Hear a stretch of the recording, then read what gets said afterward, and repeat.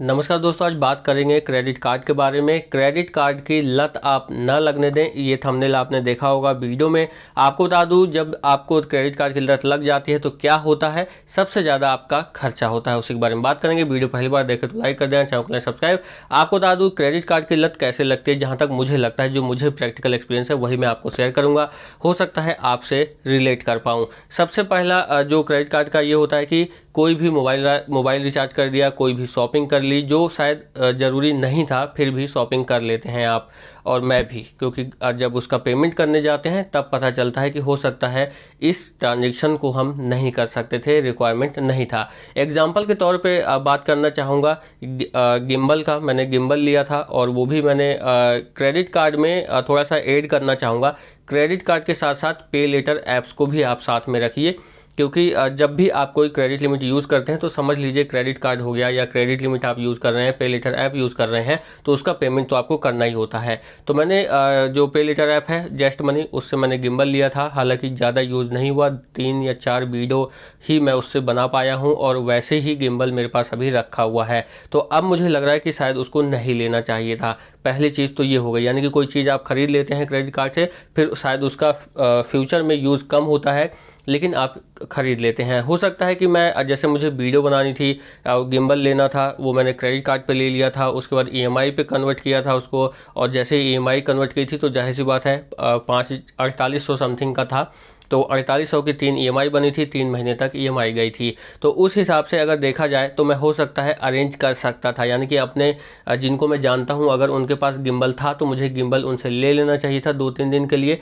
या फिर कुछ वीडियोस तक, क्योंकि मैंने सोचा था कि वीडियोस कंटिन्यू होंगी। जो लालजी फिल्म्स वाला चैनल है म्यूज़िक वीडियो का, तो वहाँ पर वो कंटिन्यू नहीं हो पाया और अभी गिम्बल रखा हुआ है। इन फ्यूचर यूज होगा, ऐसा भी नहीं है कि नहीं यूज होगा, लेकिन ज़रूरत नहीं थी। तो यही होता है जब आप क्रेडिट लिमिट आपको मिलती है, क्रेडिट कार्ड मिलता है। तो साथ ही साथ यहाँ पे दूसरी चीज़ आती है, कुछ भी आप खाने को ऑर्डर कर देते हैं और वहाँ पे लेटर ऐप है तो वहाँ से आप पेमेंट कर देते हैं, फिर ये सोचते हैं कि आगे देख लेंगे, भर देंगे।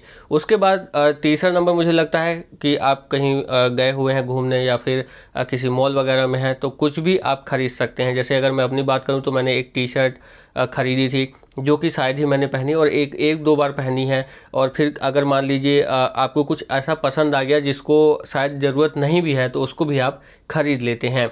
तो ये सारी चीज़ें रहती हैं, यानी कि अगर सिंपल भाषा में बात करें और एक लाइन में बात करें, क्रेडिट लिमिट, क्रेडिट लाइन का, क्रेडिट कार्ड का, पे लेटर ऐप्स का, मतलब रिक्वायरमेंट नहीं है बट आप खर्चा कर देते हैं। मुझे लगता है ये एक लाइन में डिस्क्राइब करना होगा। तो इस तरह से जो लत लगती है वो ये है कि जो क्रेडिट कार्ड है और क्रेडिट लाइन है और पे लेटर ऐप्स हैं, उसमें ये होता है कि आपको ज़रूरत नहीं है लेकिन आप खर्चा कर देते हैं, फिर उसका बिल आता है तो बिल के टाइम पे लगता है कि शायद हम थोड़ा बहुत सेविंग कर सकते हैं।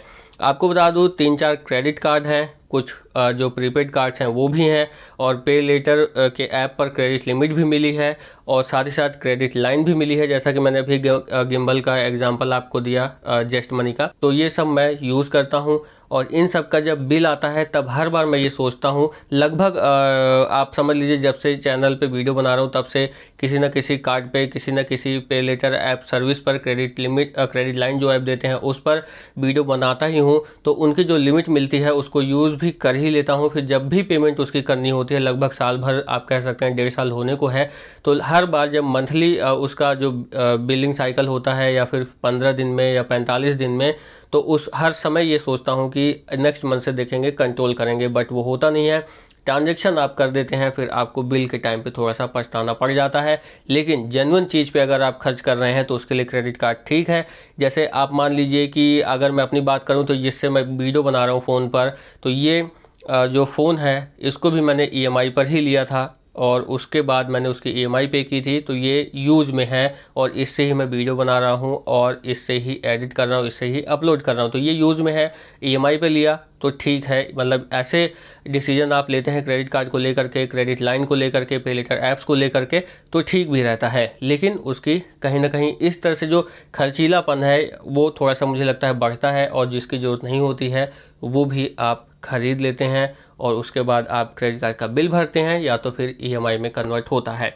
तो थोड़ा सा आपको संभलने की ज़रूरत है, मुझे लगता है। ये मेरे प्रैक्टिकल एक्सपीरियंस है जो मैंने आपको बताया।